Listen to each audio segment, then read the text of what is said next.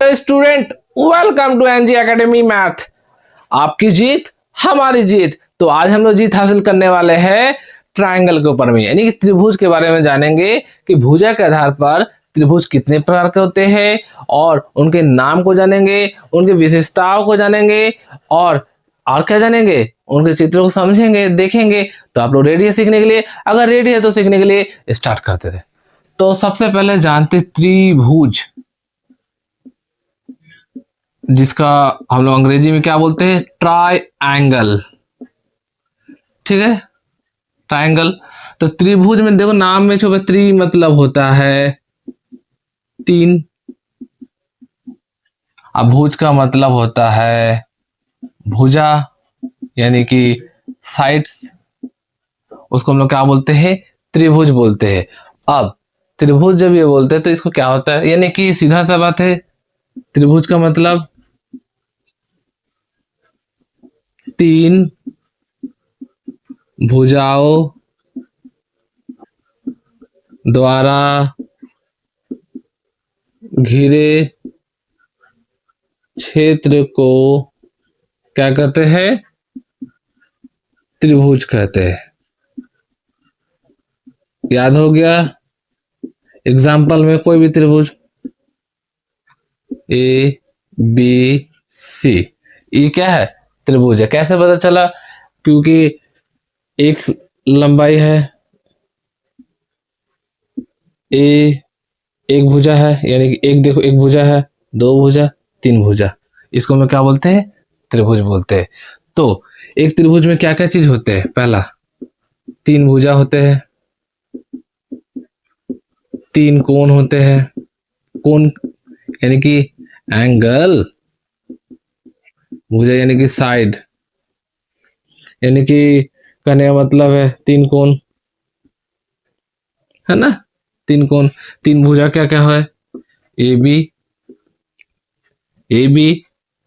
B C और क्या है? ए सी। भुजा का नाम लिख सकते हैं या ऐसे भी लिख सकते हैं आप लोग, बी ए सी बी या सी ए। कंफ्यूज नहीं होना है, इस आपको ऐसे भी लिख सकते हैं या ऐसे भी लिख सकते हैं। ठीक है, कंफ्यूज नहीं होना है। अब तीन कोण क्या होगा? ए बी सी, जिस कोण का नाम लिखेंगे उसको बीच में रखते हैं, ए बी सी। या इसका दूसरा नाम क्या होगा? सी बी ए। ठीक है, दूसरा कोण क्या है?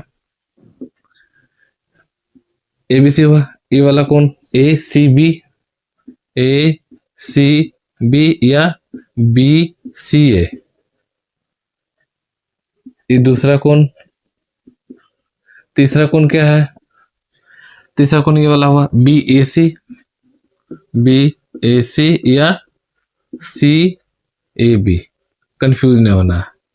ठीक है, दोनों एक ही नाम है। आप इसको ऐसे पढ़े, ए बी सी पढ़े या सी बी ए पढ़े, दोनों का मतलब एक ही होता है। जिस बिंदु पर जो कोण बनता है वो क्या होता है? उसको बीच में रखा जाता है। ठीक है, अब उसी तरीके से त्रिभुज के बारे में तो इतना जानते ही है, क्लियर है? त्रिभुज में तीन भुजा होता है। अब याद रखेंगे आप लोग, तीनों कोनों को जोड़कर, त्रिभुज के तीनों कोनों को अगर जोड़ते हैं तो हमेशा 180 डिग्री आएगा।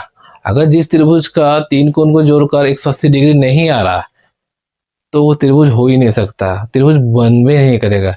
अगर त्रिभुज में अगर कोई तीन कोण है, अगर तीनों कोण का जोड़कर अगर 180 नहीं मिल रहा है, इसका मतलब उस त्रिभुज कभी बनेगा ही नहीं। याद आप रखिएगा। ठीक है, अगर मैं बोले कि एक त्रिभुज बनाए, एक त्रिभुज क्या है? त्रिभुज बन सकते हैं क्या 30 डिग्री, 40 डिग्री और 20 डिग्री में? ये त्रिभुज कभी बन सकता है? बोले सर नहीं बन सकता। क्यों नहीं बन सकता? क्योंकि 30 डिग्री, 40 डिग्री या 20 डिग्री इसको जोड़ते तो 70 और 20 90 हो रहा है, तो 90 डिग्री होगा नहीं। अगर ये एंगल आता 30 डिग्री, 60 डिग्री और 90 डिग्री, तब जोड़ के देखते, हाँ तब देखे जोड़ के 180 डिग्री हो रहा है, इधर 90 डिग्री हो रहा है, तो ये जगह त्रिभुज बनना संभव नहीं है। ये जगह त्रिभुज बनेगा क्योंकि तीनों कोनों को जोड़कर हमेशा क्या होता है? त्रिभुज में 180 डिग्री ही होता है। आप याद रखना कि त्रिभुज में अगर तीन कोण दिए हैं, तीनों कोनों को जोड़कर कितना होगा? 180 डिग्री होगा। 4 बार बोल दिया, अब याद हो जाना चाहिए। एक बार और पूछते हैं, कमेंट में बोलिएगा कि त्रिभुज के तीनों कोनों को जोड़ने पर कितना डिग्री होता है? 180 डिग्री होता है। क्लियर है? अब इतना तो जान गए। अब यानी कि तीन भुजाओं द्वारा घिरे हुए क्षेत्र को त्रिभुज कहते हैं, तो समझ गए। दूसरा, त्रिभुज कितने प्रकार के होते हैं वो देखते हैं। ठीक है, तो त्रिभुज कितने प्रकार के होते हैं भुजा के आधार पर देखेंगे। तो त्रिभुज का वर्गीकरण क्या होता है वो देखते हैं। तो त्रिभुज को अगर हम लोग बांटेंगे, 2 आधार में बांट सकते हैं। क्या? एक भुजा के आधार पर, दूसरा कोण के आधार पर। तो भुजा के आधार पर हम लोग देखेंगे तो त्रिभुज 3 प्रकार के होते हैं। एक होते हैं समबाहु त्रिभुज,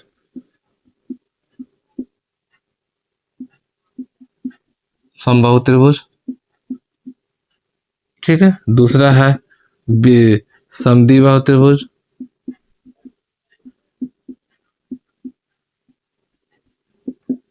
अगर आप लोग नोट्स कर रहे हैं तो अच्छी तरीके से लिख ले, आपको एग्जाम के टाइम में या कहीं भी शॉर्ट रिवीजन में काम आएगा। तीसरा है विषमबाहु त्रिभुज, यानी कि इसका प्रकार, ठीक है, याद रखिएगा। विषम बाहु त्रिभुज, इसे कोण के आधार पे इसका भी 3 ही प्रकार है। एक है न्यूनकोण त्रिभुज,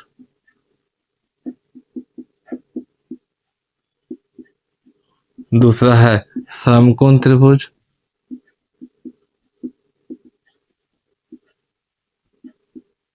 तीसरा है अधिकोण त्रिभुज।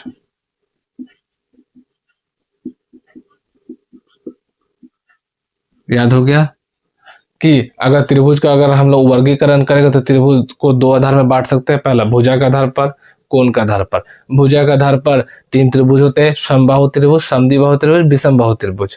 फिर कोण के आधार पर क्या होते हैं? न्यूनकोण त्रिभुज होते हैं, समकोण त्रिभुज होते हैं, अधिकोण त्रिभुज होते हैं।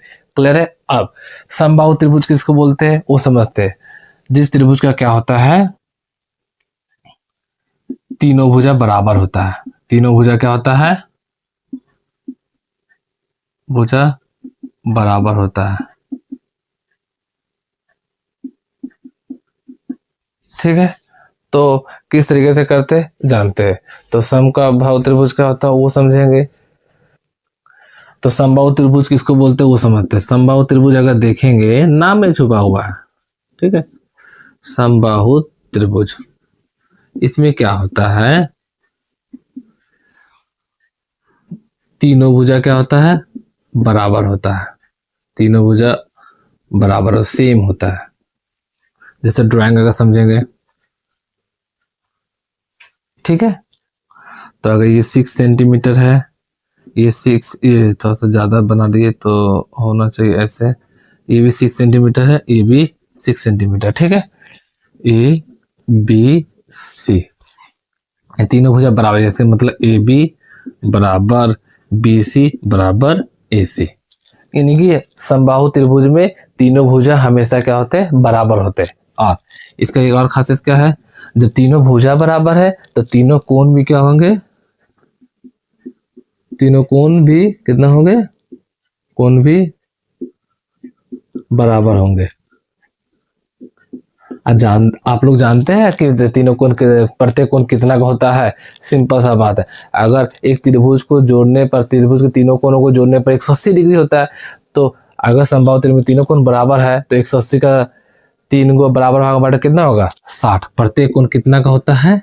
60 डिग्री का होता है। एक समबाहु त्रिभुज का प्रत्येक कोण हमेशा कितना डिग्री होता है? 60 डिग्री का ही होता है। याद रखना आपको। क्लियर है? अब आते हैं विषमबाहु त्रिभुज के विषय में। विषमबाहु त्रिभुज क्या है? तो विषमबाहु त्रिभुज में कहने का मतलब है, विषमबाहु नहीं, पहले कौन है लाइन में? समद्विबाहु त्रिभुज, इसको करते हैं पहले। तो समद्विबाहु त्रिभुज में क्या है? नाम में ही छुपा हुआ है। क्या है? सम मतलब होता है बराबर, द्वि मतलब होता है दो, बाहु मतलब होता है भुजा। नाम से हमें याद है, सम मतलब बराबर, द्वि मतलब दो, बाहु मतलब भुजा। यानी कि जिस त्रिभुज का क्या होता है, दो भुजा बराबर होती है, दो भुजा समान होती है, एक भुजा क्या होती है, अलग होती है। याद हो गया आपको?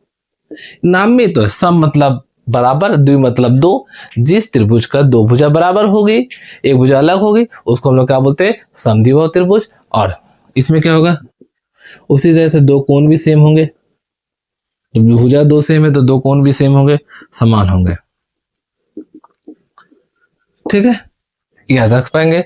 अब एक ड्राइंग करके दिखा देते हैं। अगर नीचे 5 सेंटीमीटर है, इधर से 6 लिया, इधर से भी 6 लिया, 6 सेंटीमीटर, 6 सेंटीमीटर, तो ये कोण, इसका सामने ये कोण सेम होगा। यानी कि अगर ये अगर 60 डिग्री है तो ये भी कितना होगा, 60 डिग्री हो सकता है। ठीक है, तो इसका नाम ए बी सी, यानी कि ये वाला साइड क्या है, सेम है, कोई डाउट नहीं।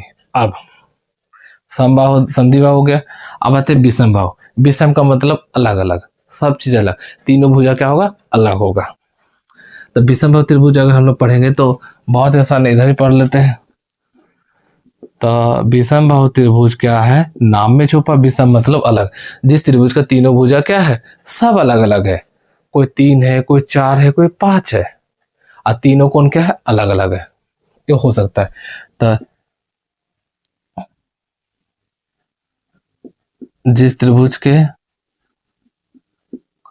उतना कोण परिभाषा लिखे, हम लोग लिखते हैं डायरेक्ट, तीनों भुजा क्या होगा, भुजा की लंबाई क्या होगा, अलग अलग होगा, अलग अलग होते हैं। जैसे एग्जांपल में एक ड्राइंग बना कर दिखा देते हैं। ये अगर 3 4 5 विषमबाहु त्रिभुज, 2 5 6 विषमबाहु त्रिभुज।